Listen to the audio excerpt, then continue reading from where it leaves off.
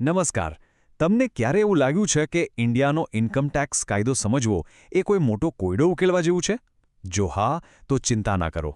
આજે આપણે આ જ કોયડાને તોડીશું અને એના પાયાના સિદ્ધાંતોને એકદમ સરળ ભાષામાં સમજીશું. તો ચાલો ફટાફટ જોઈ લઈએ કે આજે આપણે શું શું જાણવાના છીએ.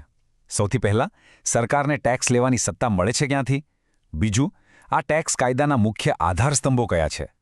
ત્રીજું, આ કાયદાને વાંચવાની અને સમજવાની સાચી રીત કઈ?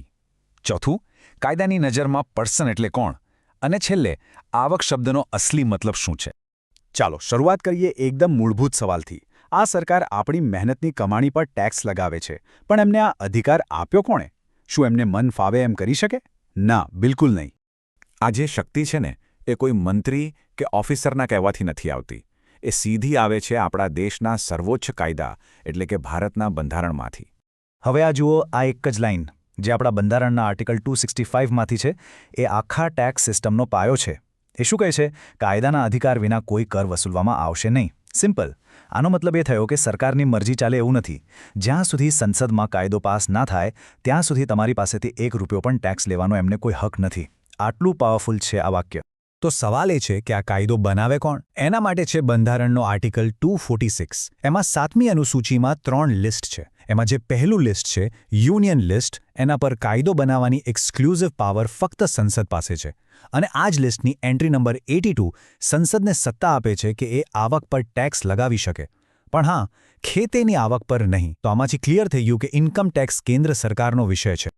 ઓકે, તો હવે આપણને ખબર પડી ગઈ કે ટેક્સનો અધિકાર ક્યાંથી આવ્યો. તો ચાલો હવે એની આખી રૂલ બુકને સમજીએ, કારણ કે ઇન્કમટેક્સ એટલે ખાલી એક કાયદો નહીં, પણ એક આખું માળખું છે જે અલગ-અલગ ભાગોથી બનેલું છે. જુઓ, ભારતના ઇન્કમટેક્સ કાયદાના આ 5 મુખ્ય આધાર સ્તંભ છે. પહેલો, ઇન્કમટેક્સ એક્ટ 1961. બીજો, દર વર્ષે આવતો ફિનાન્સ એક્ટ. ત્રીજો, ઇન્કમટેક્સ રૂલ્સ 1962. ચોથો, સર્ક્યુલર્સ અને નોટિફિકેશન્સ. અને પાંચમો, કોર્ટના ચુકાદાઓ, જેને આપણે કહીએ છીએ કેસ લોઝ. ચાલો ફટાફટ આ બધાને સમજી લઈએ. આ છે આપણો મુખ્ય ગ્રંથ, ઇન્કમટેક્સ એક્ટ 1961. ટેક્સને લગતી બધી જ મુખ્ય જોગવાઈઓ, કલમો અને નિયમો આ જ પુસ્તકમાં છે. આ જ આપણા ટેક્સ કાયદાનો પાયો છે. પણ ટેક્સના નિયમો કંઈ હંમેશા માટે ફિક્સ નથી હોતા.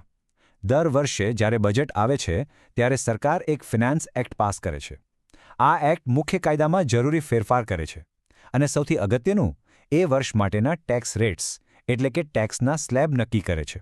એટલે જ દર વર્ષે ટેક્સના નિયમોમાં થોડો ઘણો ફેરફાર જોવા મળે છે. સારું, તો એક્ટ આપણને કહે છે કે શું કરવાનું છે, પણ એ કેવી રીતે કરવાનું છે એ આપણને કહે છે ઇન્કમ ટેક્સ રૂલ્સ. આ નિયમો સીબીડીટી એટલે કે central board of direct taxes બનાવે છે. કયું ફોર્મ ભરવું, કયા દસ્તાવેજો સાચવવા, આ બધી પ્રોસિજરલ વાતો આ નિયમોમાં હોય છે. ઘણીવાર કાયદામાં કંઈ કન્ફ્યુઝન હોય છે, ત્યારે સીબીડીટી સ્પષ્ટતા કરવા માટે સર્ક્યુલર બહાર પાડે છે, જે ટેક્સ ઓફિસરો અને કરદાતાઓ માટે હોય છે. બીજી બાજુ નોટિફિકેશન્સ છે, જે કેન્દ્ર સરકાર બહાર પાડે છે કાયદાની કોઈ જોગવાઈને લાગુ કરવા માટે. બંને ખૂબ જ અગત્યના છે. અને જ્યારે કરદાતા અને ઇન્કમટેક્સ ડિપાર્ટમેન્ટ વચ્ચે કાયદાના અર્થઘટન પર કોઈ વિવાદ થાય, ત્યારે મામલો કોર્ટમાં જાય છે. હાઈકોર્ટ અને સુપ્રીમ કોર્ટ જે ચુકાદા આપે છે એ પણ કાયદાનો જ એક ભાગ બની જાય છે. અને યાદ રાખજો, સુપ્રીમ કોર્ટનો નિર્ણય આખરી ગણાય છે, જે બધાએ માનવો પડે છે. ઓકે, તો આપણે રૂલ બુકના બધા ભાગ જોઈ લીધા, પણ હવે સવાલ એ છે કે એને વાંચવી કેવી રીતે? કારણ કે કાયદાની દરેક લાઇનને એક સરખી રીતે નથી વાંચી શકાતી. એના અર્થઘટનના પણ કેટલાક નિયમો હોય છે. આ ટેબલ આખી વાતને એકદમ સાદી રીતે સમજાવે છે. જુઓ, જે કલમો ટેક્સ લગાવવાની વાત કરે છે એનું અર્થઘટન બહુ જ કડક રીતે થાય છે. જો કાયદામાં સ્પષ્ટ લખ્યું હોય તો જ ટેક્સ લાગે. પણ જે કલમો ટેક્સ વસૂલવાની પ્રોસેસ વિશે છે એને વ્યવહારુ રીતે જોવામાં આવે છે. દંડ લગાવતી કલમોમાં શંકાનો લાભ હંમેશા કરદાતાને મળે છે. અને હા, સૌથી સારી વાત, જે કલમો કર મુક્તિ કે રાહત આપે છે એનું અર્થઘટન ઉદારતાથી એટલે કે કરદાતાના ફાયદામાં કરવામાં આવે છે. ચાલો, હવે આપણે સિસ્ટમ સમજી ગયા. તો હવે વાત કરીએ આ રમતના ખેલાડીઓની, એટલે કે ઇન્કમ ટેક્સ કાયદા પ્રમાણે ટેક્સ ચૂકવવા માટે કોણ કોણ જવાબદાર છે? કાયદો એક બહુ જ મહત્વનો શબ્દ વાપરે છે, પર્સન. કાયદો કહે છે કે ટેક્સ દરેક પર્સન પર લાગશે. પણ અહીં પર્સનનો મતલબ ફક્ત કોઈ માણસ નથી. એના કરતાં ઘણો વિશાળ અર્થ છે. તો કાયદો પર્સન કોને ગણે છે? જુઓ, સેક્શન 231 પ્રમાણે આમાં ટોટલ 7 કેટેગરી આવે છે. પહેલું તો એન ઇન્ડિવિજ્યુઅલ એટલે કે તમે અને હું.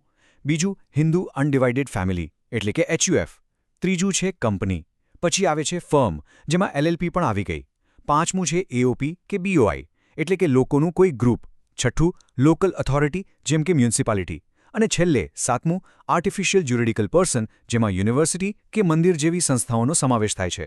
એટલે જોયું ને, પર્સન એટલે ખાલી માણસ નહીં. ચાલો હવે પહોંચીએ આપણા છેલ્લા અને કદાચ સૌથી મહત્વના સવાલ પર.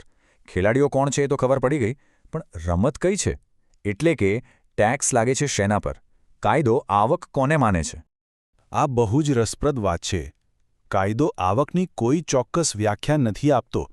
એની જગ્યાએ કલમ 2(24) શરૂઆત થાય છે આવકમાં આનો સમાવેશ થાય છે એવા શબ્દોથી. આને સમાવેશી વ્યાખ્યા કહેવાય. એનો ફાયદો એ છે કે ભવિષ્યમાં કોઈ નવી જ પ્રકારની કમાણી આવે તો એને પણ આવકમાં ગણી શકાય છે. કાયદો ખુલ્લો છે. અહીં સ્ક્રીન પર કેટલાક ઉદાહરણો છે, જેમ કે ધંધાનો નફો, ડિવિડન્ડ, પગાર ઉપરાંત મળતા બીજા લાભો, મકાન જમીન વેચીને થતો કેપિટલ ગેઇન્સ અને હા, તમે બરાબર વાંચ્યું, લોટરી, સટ્ટાબાજી કે ગેમ શોમાંથી જીતેલા પૈસા પણ આવક જ ગણાય છે. આ લિસ્ટ ઘણું લાંબુ છે, પણ આના પરથી તમને એક આઈડિયા તો આવી જ ગયો હશે. તો હવે તમે ઇન્કમટેક્સના પાયાના સિદ્ધાંતોથી પરિચિત છો. તમને ખબર છે કે સરકારને ટેક્સ લેવાની સત્તા ક્યાંથી મળે છે, કાયદાના સ્તંભ કયા છે, કોણે ટેક્સ ભરવાનો હોય અને શેના પર ભરવાનો હોય. હવે જતાં જતાં તમારા માટે એક સવાલ. આ જે આખી ટેક્સની રૂલબુક છે એનો કયો ભાગ તમને લાગે છે કે તમારા જીવન પર સૌથી વધુ અસર કરે છે? જરા વિચારજો. ફરી મળીશું.